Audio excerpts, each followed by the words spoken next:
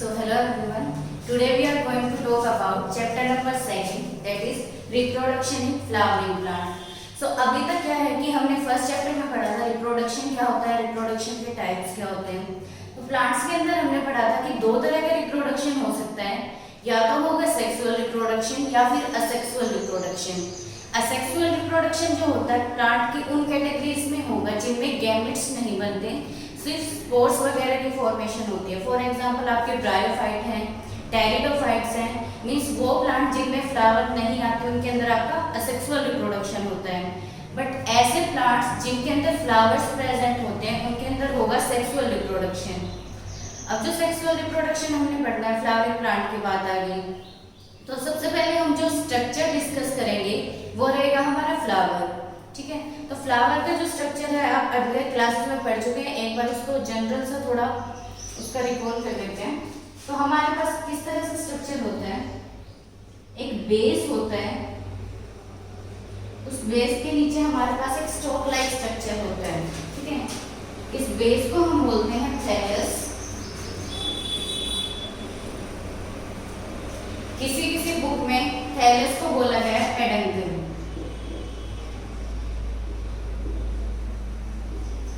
ठीक है, और ये जो नीचे सिलेंडर स्ट्रक्चर प्रेजेंट होता है इसको हम बोलते हैं स्टॉक.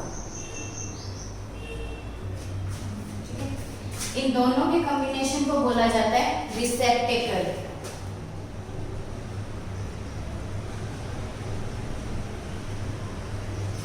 अब रिसेप्टेकल क्या होता है, वो पार्ट जिसके ऊपर मोस्ट ऑफ द जो फ्लावर का पार्ट है वो बैठेगा, मींस इसके ऊपर रहेगा. फॉर एग्जांपल अब हमारे पास रिसेप्टेकल आ गया थैलस टॉप.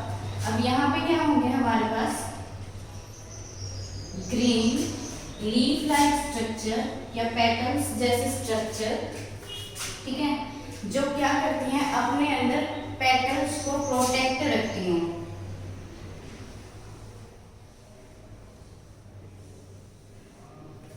जो भी आपको कलर किसी फ्लावर का दिखाई देता है वो उसकी पेटल्स का कलर होता है. मींस पेटल्स क्या है आपकी पंखुड़ी, और उन पंखुड़ियों के नीचे जो ग्रीन पेटल्स लाइक स्ट्रक्चर होता है छोटा सा, उसको हम बोलते हैं सेपल. ठीक है, और जब भी कोई प्लांट बर्ड कंडीशन में होता है, मींस इस तरह से मान लो कोई फ्लावर, अगर आपने रोज का प्लांट देखा हो तो आपको इस तरह से दिखाई देता है कि यहाँ पे ये जो ग्रीन कलर की सेपल होती है इसको कवर करके रखती हैं. अब जैसे जैसे पेटल्स बड़ी होती जाएंगी सेपल्स ओपन हो जाएंगी, यहाँ से आपकी पेटल निकलेगी और सेपल आपकी ओपन होती चली जाएगी.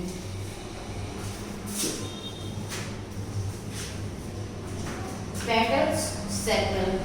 अब कोई भी फ्लावर मेल है या फीमेल है, ठीक है, यूनिसेक्सुअल है या बाइसेक्सुअल है, वो हम किस तरह से डिफरेंशिएट करते हैं. हम देखते हैं कि उसके अंदर कौन कौन से रिप्रोडक्टिव सिस्टम प्रेजेंट है. ठीक है, अगर हम एग्जांपल लें बाइसेक्सुअल प्लांट जैसे कि चाइना रोज.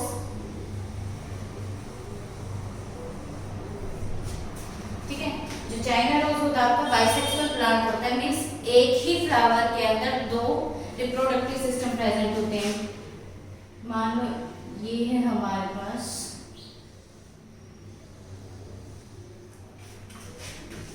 इसको हम क्या बोलते हैं, इसको हम बोल सकते हैं कार्पेल. ठीक है, इसी को हम बोल सकते हैं पिस्टिल.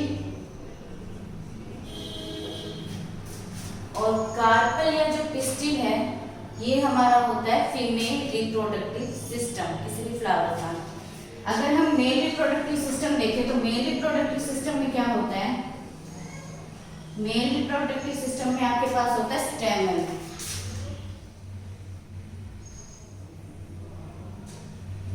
ठीक है, स्टेमन. तो फीमेल पार्ट क्या होगा कार्पेल और मेल पार्ट हो जाएगा स्टेमन. मोस्ट ऑफ द पार्ट आपके यहाँ भी. अब इनको हम डिफाइन कैसे करते हैं. ठीक है, अब सबसे पहले हम फ्लावर को डिफाइन करते हैं कि फ्लावर क्या होता है.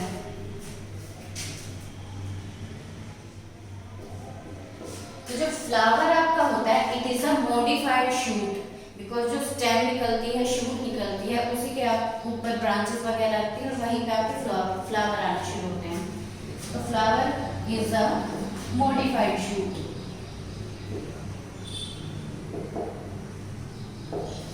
सेकेंड पॉइंट फ्लावर के बारे में कि जो हमारे पास मॉडिफाइड शूट है और जो हमारे पास एंजियोस्पर्म होते हैं। एंजियोस्पर्म क्या होते हैं हमारे पास? हायर प्लांट्स जिनके अंदर फ्लावर्स प्रेजेंट होते हैं, ठीक है। तो एंजियोस्पर्म की रिप्रोडक्टिव यूनिट होते हैं फ्लावर, ठीक है।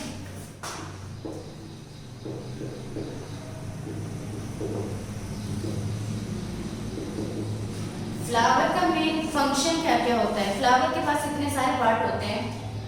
रिप्रोडक्टिव यूनिट तो है मेल पार्ट और फीमेल पार्ट, बट जैसे सेपल है, पेटल है, इनका भी कुछ ना कुछ फंक्शन रहता है, ठीक है। आपने देखा होगा कि कुछ फ्लावर्स के अंदर से बहुत अच्छी फ्रेग्रेंस आती है और कोई कोई फ्लावर ऐसा होता है कि जिसकी जो पेटल्स होती है वो बहुत बड़ी होती हैं।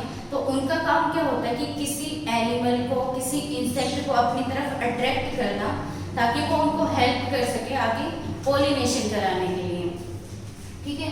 इसके अलावा जो फ्लावर होते हैं, फ्लावर की इंपॉर्टेंस क्या क्या होती है?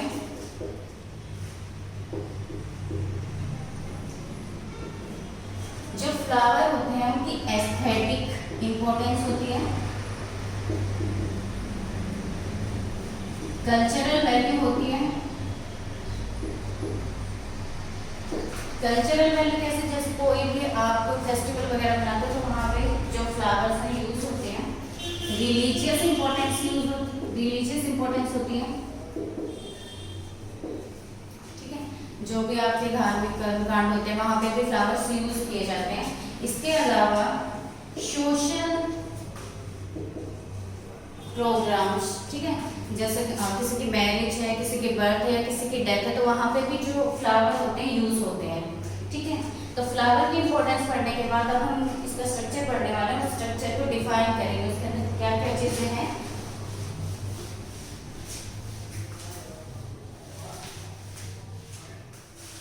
तो सबसे पहले हमने जो पार्ट लिया था वो हमने लिया था रिसेप्टेकल।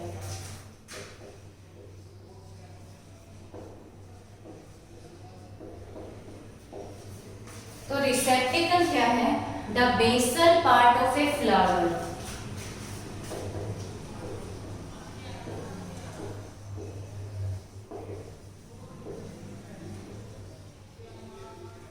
ठीक है, ऑन विच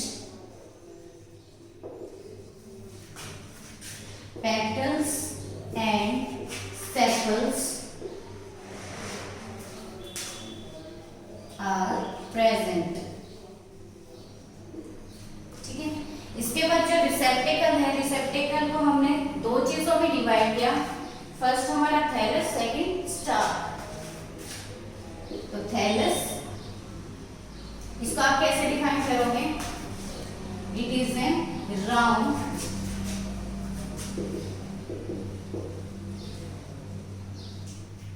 swollen structure,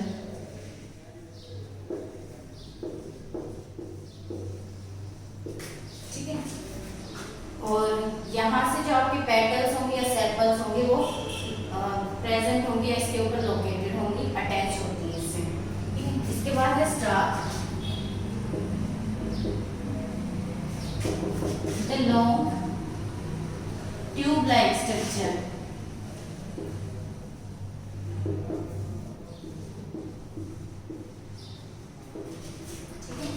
हमारा रिसेप्टेकल हो गया, थैलस हो गया, स्टार हो गया। इसके बाद क्या पढ़ा हमने?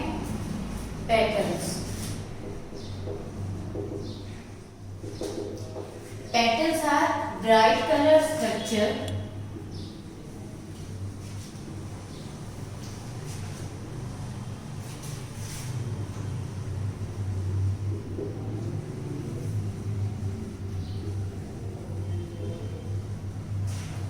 और पेटल्स का फंक्शन क्या रहेगा? किसी भी इंसेक्ट को, किसी भी एनिमल को अपनी तरफ अट्रैक्ट करने का। पेटल्स के बाद सेपल्स। सेपल्स आपकी क्या है? ग्रीन, लीफ लाइक और पेटल लाइक स्ट्रक्चर structure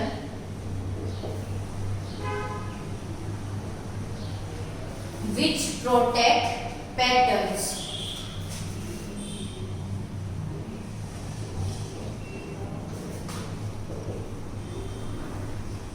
और पेटल्स को कब ये प्रोटेक्ट करते हैं? During bud stage.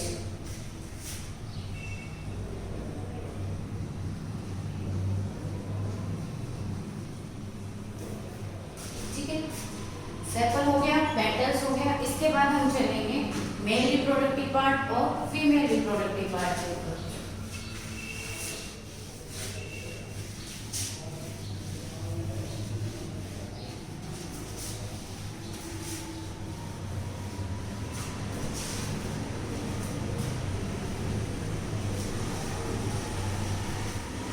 अब हम बात करते हैं कार्पल की।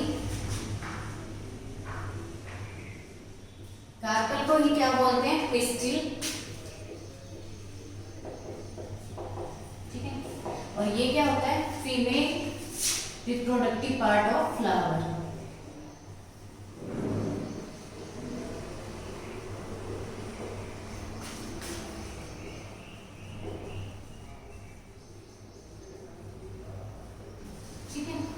अब जो फीमेल रिप्रोडक्टिव पार्ट है फ्लावर का, उसके अंदर जो उसका स्ट्रक्चर है वो 4 चीजों में आपका डिवाइड होता है। जो ऊपर वाला पार्ट होता है जिसको हम हेड बोलते हैं, ठीक है, इसका साइंटिफिक नेम होता है आपका स्टिग्मा। ठीक है, स्टिग्मा के बाद जो ये लॉन्ग ट्यूब लाइक स्ट्रक्चर होता है इसको हम बोलते हैं style.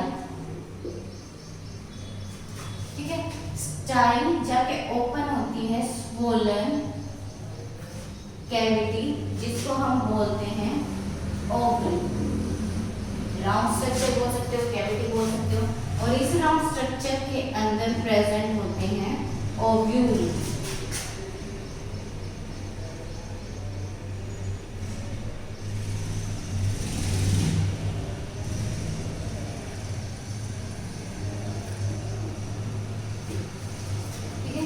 Carpel, pistil, female reproductive part divide हमने किया 4 चीजों में इसको। स्टिग्मा, स्टाइल, ओवरी और लास्ट वन इज ओव्यूल। ठीक है, अब जो स्टिग्मा होता है, स्टिग्मा क्या है?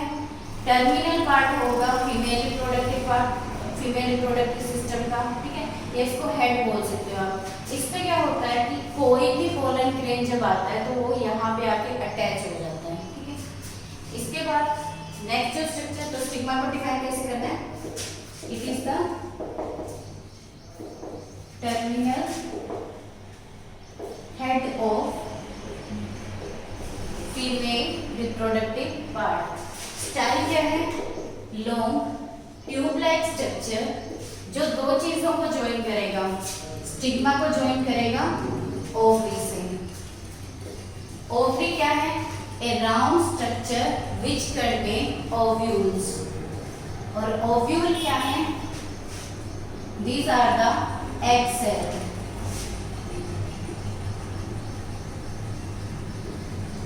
Cell of flower.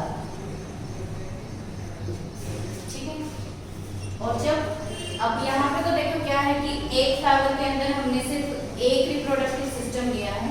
ठीक है, एक कार्पल लिया है, बट अगर इसी तरह से बहुत सारे आपके कार्पल प्रेजेंट हो, मान लो ये वाली कंडीशन हो कि एक ही फ्लावर के अंदर आपके बहुत सारे पिस्टिल प्रेजेंट हैं,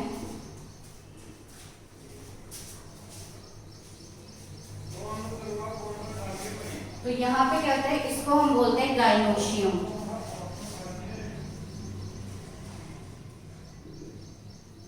तो गाइनोशियम आपका क्या रहेगा? द ग्रुप ऑफ कार्पल्स या ग्रुप ऑफ पिस्टिल्स। इसके बाद मेल रिप्रोडक्टिव पार्ट जो है हमारा स्टेमन। ठीक है, जो स्टेमन है उसको हम 2 पार्ट्स में डिवाइड करते हैं। ये होता है हमारा एंथर और सेकंड वन इज फिलामेंट। इन दोनों के कॉम्बिनेशन को बोला जाता है स्टेम। और अगर स्टेमन का ग्रुप प्रेजेंट है तो उसको हम बोलेंगे एंड्रोशियम।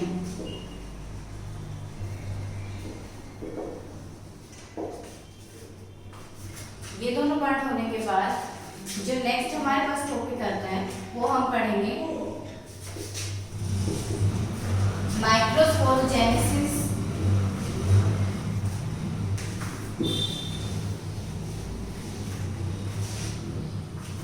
माइक्रोस्पोरोजेनेसिस, एंथर और पोलन्स। ठीक है, अब ये जो वर्ड होते हैं ये बहुत कंफ्यूजिंग से होते हैं, तो इनको अच्छे से समझना है। हम शुरू करते हैं सबसे पहले एंथर क्या होता है। तो एंथर अभी पढ़ के आए ना स्टेमर के अंदर। एंथर को डिफाइन कैसे करेंगे? It is a bilobe structure. ठीक है, बहुत सारे बुक में लिखा हुआ है डाइथिकस स्ट्रक्चर। डाइथिकस स्ट्रक्चर या बाइलोब स्ट्रक्चर दोनों का मीनिंग यही होता है कि दो लोब प्रेजेंट होते हैं। ठीक है, और इन लोब्स के बीच में क्या होता है? एक ग्रूव प्रेजेंट होता है जिसको हम बोलते हैं थीका। ठीक है, अब क्या होता है अगर हम इसको यहां से कट करें तो इसके अंदर हमें कुछ इस तरह का स्ट्रक्चर दिखाई देता है।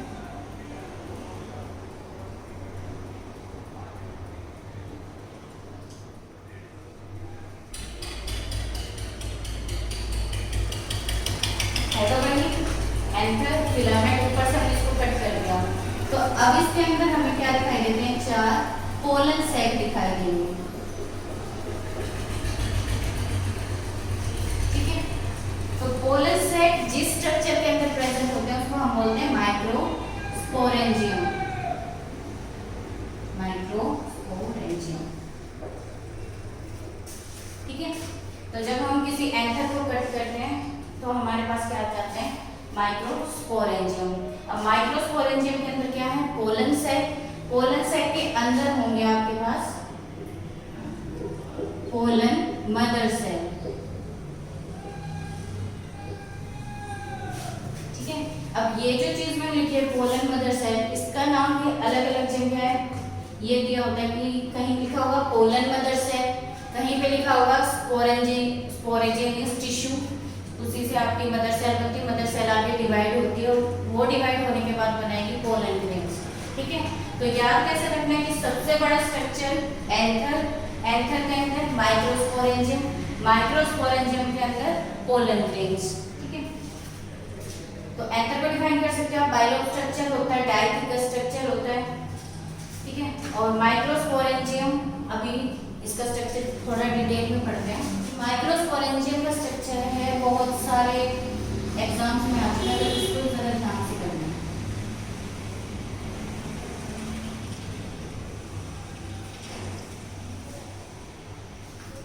इस तरह से आपको क्या करना है?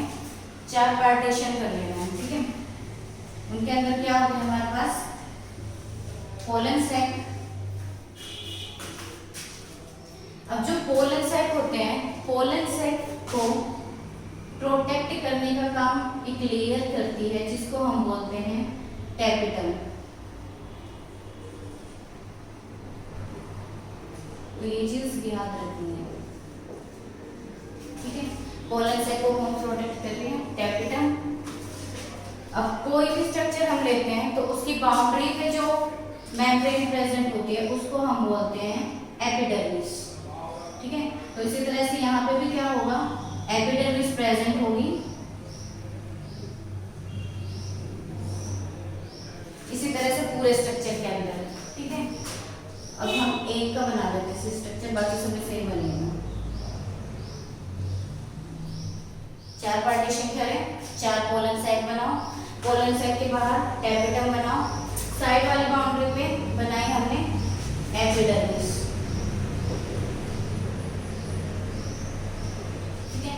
एपिडर्मिस के जस्ट नेक्स्ट जो हमारे पास मेम्ब्रेन होगी उसके सेल थोड़े से बड़े होते हैं as compare to epidermis.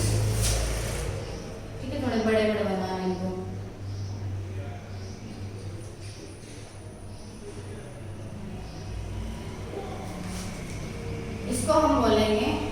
Endothecium.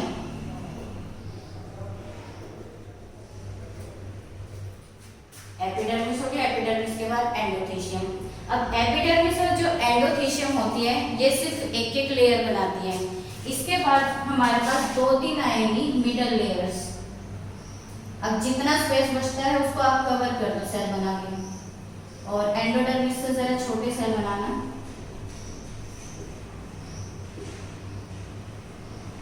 ठीक है, तो बीच में जितनी भी आपकी लेयर बने उनको नाम दे देना है मिडल लेयर्स। इसी तरह से यहाँ पे को फिल करना है। और यहाँ पे एक आपको कॉम्पैक्ट स्ट्रक्चर बनाना है जिसको हम बोलते हैं कनेक्टिव।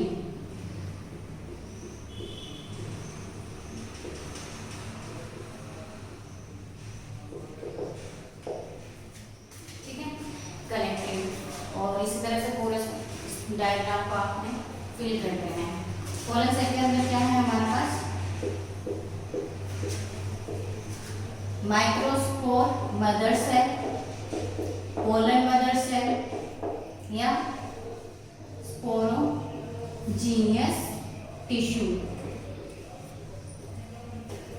तीनों का मतलब एक ही होता है। मेन फंक्शन इनका ये होता है कि मियोटिक डिवीजन करने के बाद पोलन ग्रेन्स बनाएंगे। ठीक है, अभी यहाँ पे क्या होता है कि एक पार्ट होता है जहाँ पे आपकी जो एंडोडर्मिस है वो बहुत थिन हो जाती है। ठीक है, यहाँ पे या यहाँ पे दोनों साइड आप एक वर्ड लोगे जिसको हम बोलते हैं स्टोमियम। ठीक है, तो अगर कोई स्टोमियम की डेफिनेशन पूछे, it is the thinnest part of the endodermis.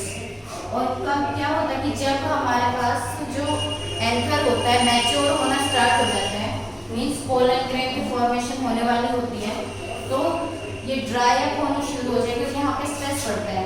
अब स्ट्रेस पड़ने में क्या होता है कि सबसे पहले डिसॉल्व हो गया आपकी टैपिटम, यानी टैपिटम वाले सेल आपके ब्रोक डाउन होते जाएंगे। इसके बाद एंडोडर्मिस, और जैसे ही आपकी एंडोडर्मिस ब्रेक डाउन होना शुरू होगी, ये आपकी जो वाटर सप्लाई होती है, वाटर सप्लाई रुक जाती है और स्ट्रेस बहुत ज्यादा बढ़ जाता है। उसके बाद क्या होती है डीहाइसेंस ऑफ एंथर, मीन्स जो एंथर की लेयर होंगी वो टूट जाएगी और जो भी मदर सेल्स थी वो बाहर आ जाएंगी। अब बाहर आने के बाद क्या होगा? मान लो हमने एक मदर सेल ले ली, यहाँ पे ये शो करती है मियोटिक डिवीजन।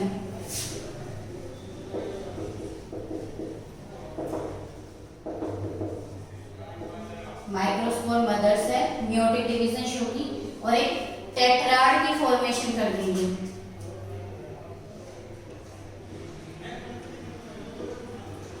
ठीक है, अभी टेट्राड में से क्या होगा? ये सारे सेपरेट हो जाएंगे मैच्योर होने के बाद, और इनमें क्या होगा? जो इनका एक न्यूक्लियस प्रेजेंट होता है ये 2 में डिवाइड हो जाएगा। एक और लेयर बन जाएगी जो पोलन ग्रेन बनेगा। यहाँ पे एक स्मॉल न्यूक्लियस, यहाँ पे लार्ज न्यूक्लियस, डेंस साइटोप्लाज्म, यहाँ पे भी डेंस साइटोप्लाज्म। जो ऊपर वाला आपका न्यूक्लियस होता है इसको हम बोल देते हैं वेजिटेटिव सेल। वेजिटेटिव सेल बड़ा होता है इसीलिए नरिशमेंट प्रोवाइड करने का काम करता है, और जो नीचे वाला स्मॉल सेल होता है इसको हम बोलते हैं जनरेटिव सेल। जनरेटिव सेल का फंक्शन क्या होता है? ये आगे बनाएगा मेल गैमेट, और मेल गैमेट फ्लावर्स के केस में बनेंगे 2। ठीक है, वेजिटेटिव सेल का फंक्शन क्या है?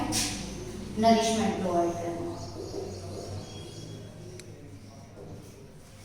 अब हमने ये कर लिया कि हमारे पास पोलन ग्रेन बन गया। ठीक है, तो पोलन ग्रेन का भी कभी स्ट्रक्चर आ जाता है उसको डिफाइन करना पड़ता है, तो वो कैसे? पोलन ग्रेन का जो साइज रहता है आपका वो रहता है अप्रोक्स 20 to 25 माइक्रोमीटर। ठीक है, डायमीटर है ये इसका पोलन ग्रेन का। इसके अलावा जो इसकी शेप होती है, शेप होगी स्फेरिकल। देख रहे हो? ठीक है, अब स्फेरिकल शेप में हमने देखा कि इसके पास 2 लेयर प्रेजेंट होती है, जो बाहर वाली लेयर होती है उसको हम बोलते हैं एक्साइन, और जो अंदर वाली लेयर होती है इसको हम बोलते हैं इंटाइन। ठीक है, जो एक्साइन होती है वो बहुत हार्ड मटेरियल से बनी होती है, जिसको हम बोलते हैं स्पोरोपोलेनिन। ठीक है, स्पोरोपोलेनिन से बनी होती है, और ये इतना हार्ड मटेरियल होता है कि अभी तक कोई ऐसी डिस्कवरी नहीं हुई है कि कोई ऐसा एंजाइम हो जो इसको ब्रेक कर सके। ठीक है, और जो आपकी इंटाइन होती है ये बनी होती है सेलुलोज और पेक्टिन से।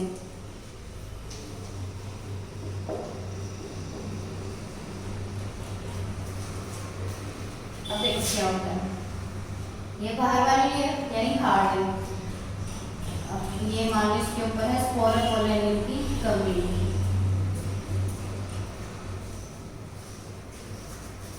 अब क्या होता है कि जो बाहर वाली लेयर होती है वहां पे कहीं पे स्पोरोपोलेनिन एब्सेंट होता है, और उसी पार्ट को हम बोल देते हैं जर्म पोर।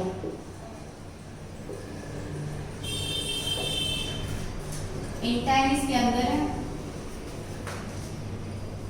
यहाँ पे हमारा स्मॉल न्यूक्लियस, ऊपर लार्ज न्यूक्लियस साइटोप्लाज्म है। अब जैसे जैसे पोलन ग्रेन मैच्योर होगा तो जो इंटाइन है वो बाहर आना शुरू हो जाती है, और जर्म पोर के थ्रू यहाँ से बनती है पोलन ट्यूब। तो यहाँ तक का स्ट्रक्चर था आपका पोलन ग्रेन का। इससे आगे का नेक्स्ट वीडियो में पढ़ेंगे।